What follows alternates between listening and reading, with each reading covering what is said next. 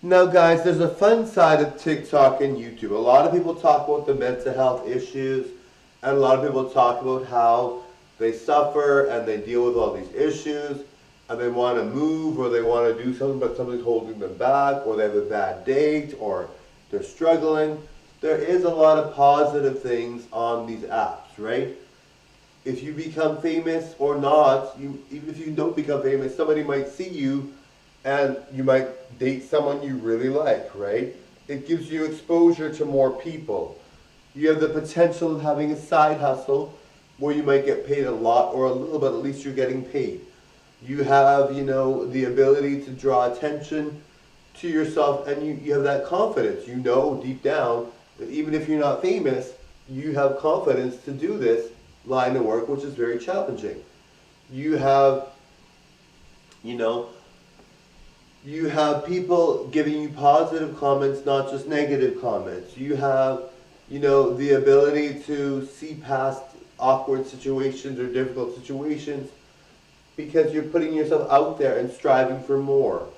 And people talk a lot about the haters, a lot about, what's negative about social media, about being exploited or being treated badly or being whatever. In general, those things do happen, but life can be grand on these things, right? You could really enjoy yourself. You could really become famous too. I mean, how else are you going to get famous if you have no opportunities?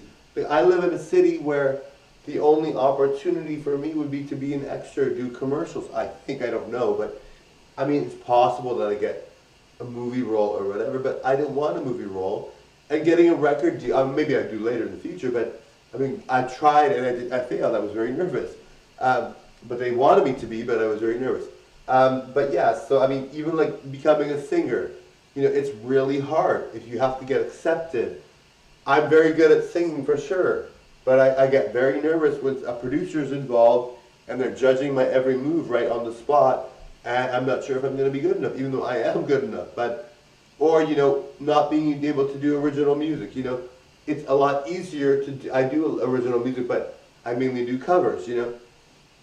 Where else can you go to do covers and comedy and all that and be able to get famous with a record deal with somebody else, right? It's really, really hard. Like, if I came up to someone and said, I want to do a cover of Bring Me to Life, and I'm very, very good. Maybe they'll say yes, and they'll say, you could do a good job. You saw my Bring Me to Life cover, it's really good.